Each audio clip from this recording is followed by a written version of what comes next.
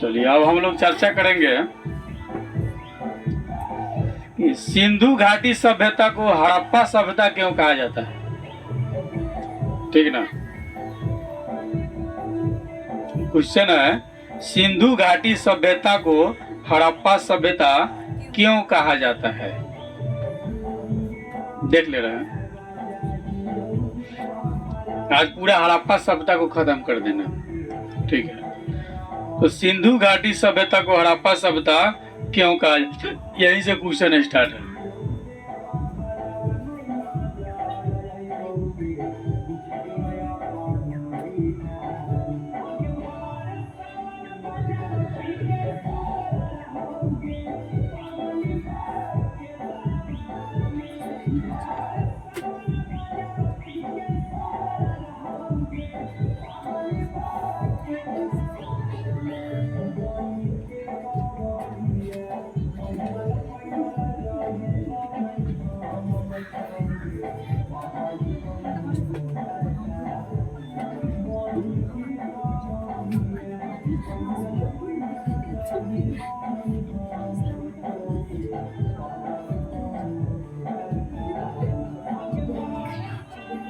ठीक है, तो सिंधु घाटी सभ्यता को हड़प्पा सभ्यता इसलिए कहा जाता है क्योंकि इस सभ्यता की खोज 1921 ईस्वी में सर्वप्रथम हड़प्पा नामक स्थान पर हुई थी।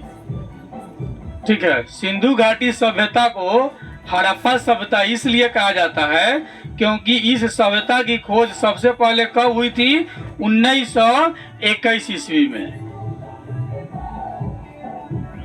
1921 ईस्वी में जो है सिंधु घाटी सभ्यता का खोज हुआ था।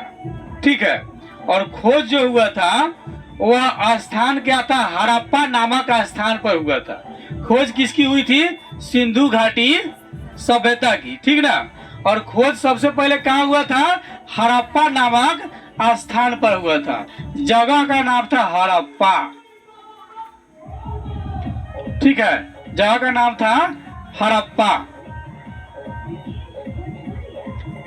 हड़प्पा नामक स्थान पर जो है सिंधु घाटी की सबसे पहले खोज हुई थी। कब, 1921 ईस्वी में। हड़प्पा संस्कृति का विस्तार जो है पंजाब, सिंध, राजस्थान, गुजरात एवं बलूचिस्तान के हिस्से और पश्चिमी उत्तर प्रदेश के सीमावर्ती भाग तक है।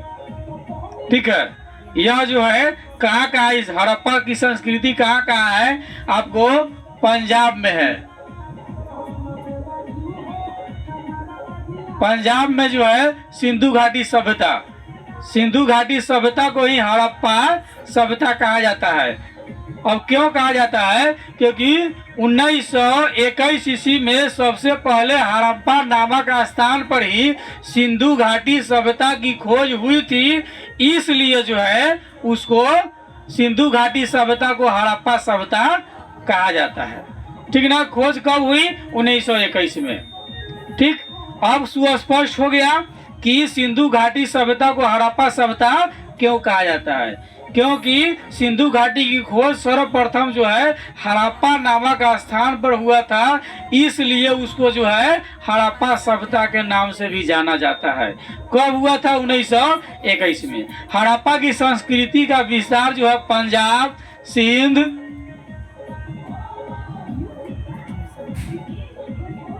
ठीक है, राजस्थान, पंजाब, सिंध, राजस्थान, गुजरात तथा बलूचिस्तान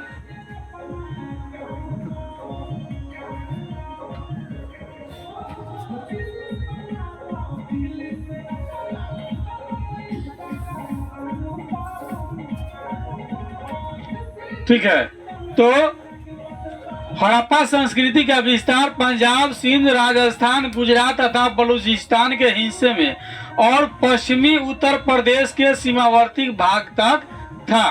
ठीक है, तो सुस्पष्ट हो गया कि सिंधु घाटी सभ्यता को हड़प्पा सभ्यता क्यों कहते हैं, तो इसको इसलिए कहते हैं कि सिंधु घाटी की प्रथम खुदाई जो हुई थी वह स्थान क्या था, हड़प्पा। ठीक है, हड़प्पा नामक स्थान पर इसका सबसे पहले खुदाई हुआ था, इसलिए इसको हड़प्पा सभ्यता के नाम से जानते हैं। कब हुई थी? 1921 ईस्वी में। अगला क्वेश्चन है, हड़प्पा सभ्यता एक शहरी सभ्यता थी कैसे? ठीक है, हड़प्पा सभ्यता एक शहरी सभ्यता थी कैसे? इसको क्वेश्चन में पूछ दे कि सिंधु घाटी सभ्यता एक शहरी सभ्यता थी कैसे, वो दोनों पूछ सकता है। दोनों बात एक ही है, सिंधु घाटी सभ्यता और हड़प्पा सभ्यता, इसमें कोई विशेष अंतर इसमें नहीं है, क्योंकि सिंधु घाटी सभ्यता की खुदाई सर्वप्रथम हड़प्पा नामक स्थान पर हुई थी, इसलिए इसको हड़प्पा सभ्यता के नाम से भी जाना जाता है। ठीक है, तो हड़प्पा सभ्यता एक शहरी सभ्यता थी कैसे? अगला क्वेश्चन है,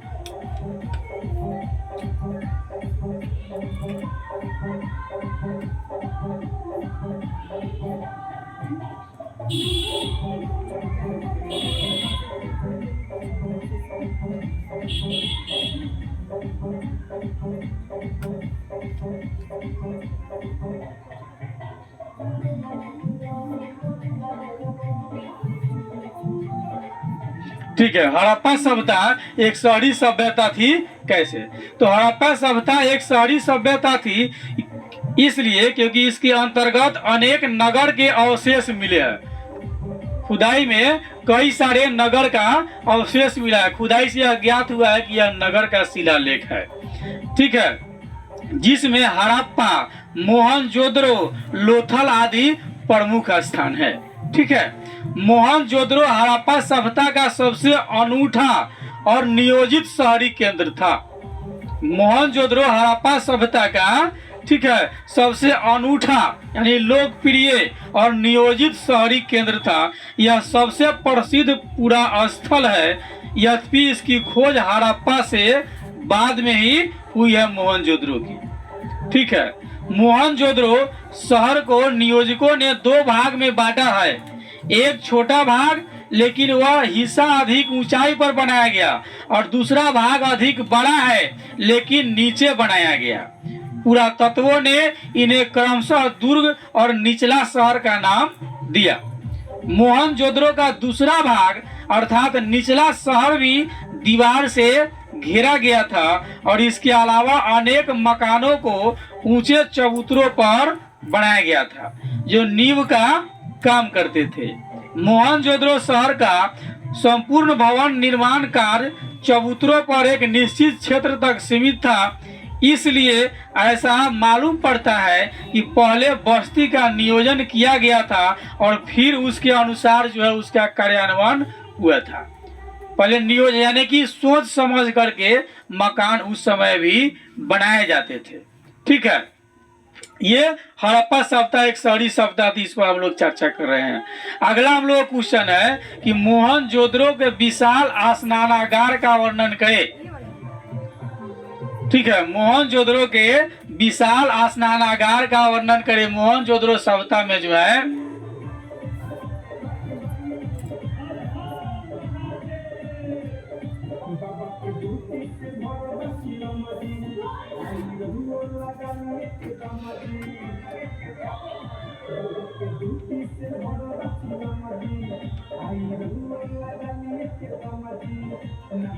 विशाल स्नानागार का वर्णन करें।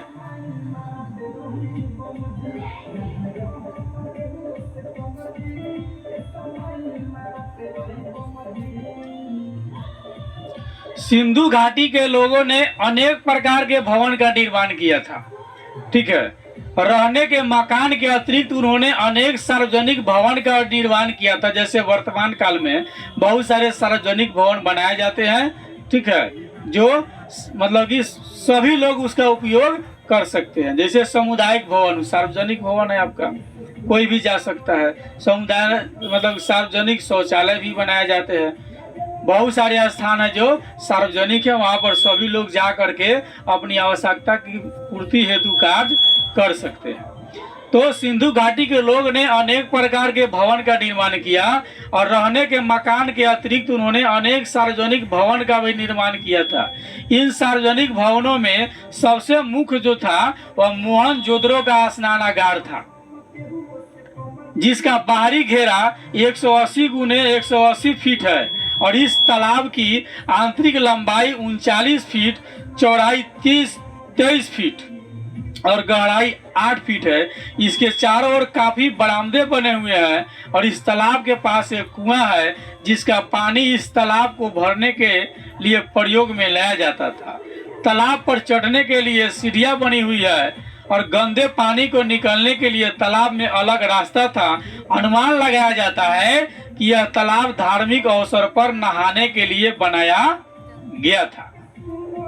इस तालाब की मजबूती का आधार यह है कि हजारों वर्षों से बिना नष्ट हुए यह लगभग वैसा की वैसा ही बचा हुआ है जिस समय खुदाई किया गया था। जैसे अभी वर्तमान में जो है लोग जब छठ घाट करता है तो स्नान के लिए कुआं बनाता है, छोटा बनाए या बड़ा बनाए लेकिन तो बनाता है और उसमें स्नान करके और सूर्य भगवान को अर्घ देते हैं ना, पूजा करते हैं। ठीक है, तो अभी उस समय का जैसा था वैसा अभी भी नहीं बन पाया जैसा उस जमाने में था।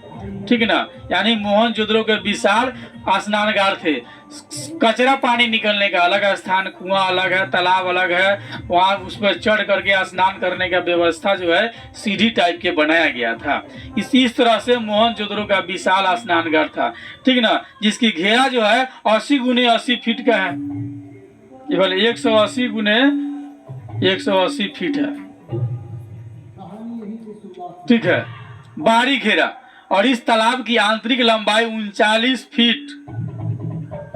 जो नहाते थे तालाब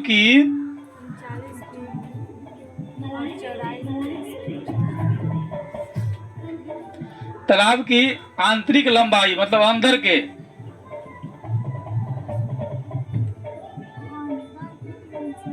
आंतरिक लंबाई 39 फीट। ठीक है, चौड़ाई 23 फीट।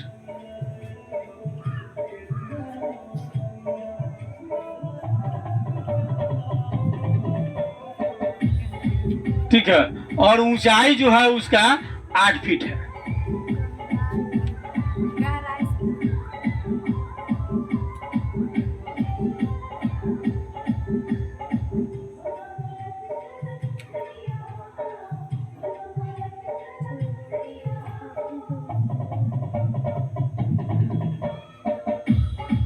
इस प्रकार की तालाब पोखरा बनाया गया है जिसमें लोग जा करके आसानी से स्नान कर सकता है। और इसमें पानी भरने के लिए कुआं से जाता था, जो अवशिष्ट पानी है उसका निकलने का अलग व्यवस्था था। यानी मोहनजोदड़ो के समय में जो है स्नानगार का भी व्यवस्था बहुत बढ़िया था। अगला क्वेश्चन हम लोगों का हड़प्पा लिपि के बारे में आप क्या जानते हैं, या हड़प्पा लिपि की विशेषता क्या है?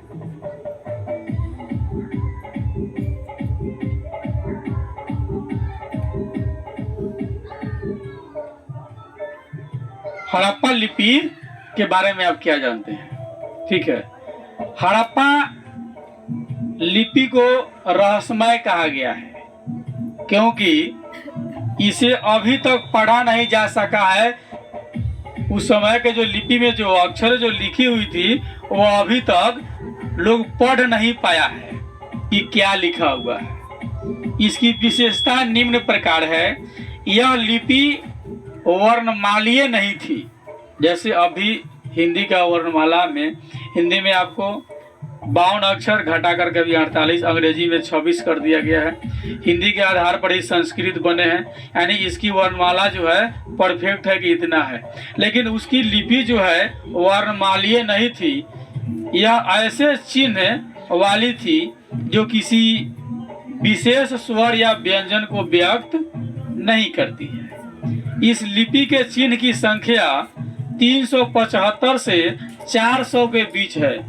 इसको पढ़ने के लिए 375 से 400 तक की लिपि याद करना पड़ेगा अक्षर। यह लिपि दाईं ओर से बाईं ओर लिखी जाती थी। अभी भी हम लोग हिंदी दाईं ओर से बाईं ओर लिखते हैं क्या हिंदी? अभी उर्दू लिखा जाता है वैसे दाईं ओर से बाईं ओर उल्टा।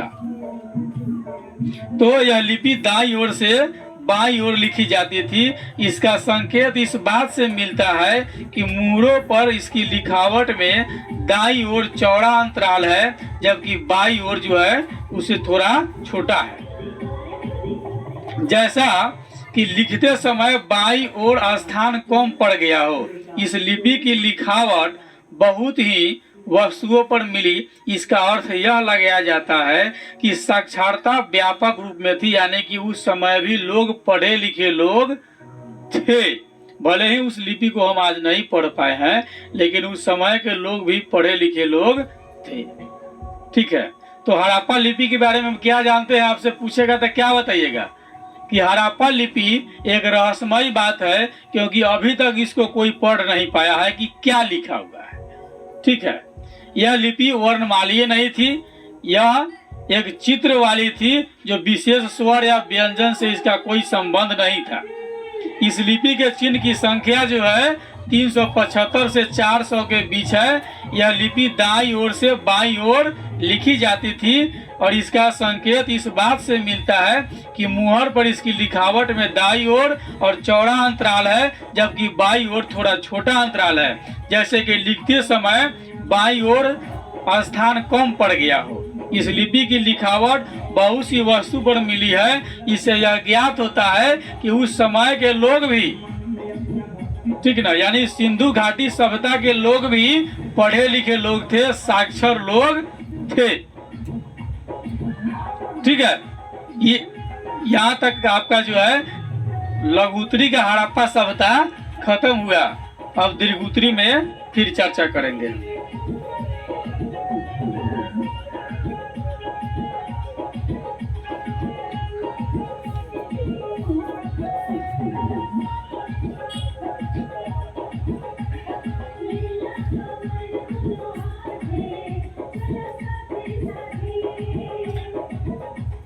ब्रेकअप करो।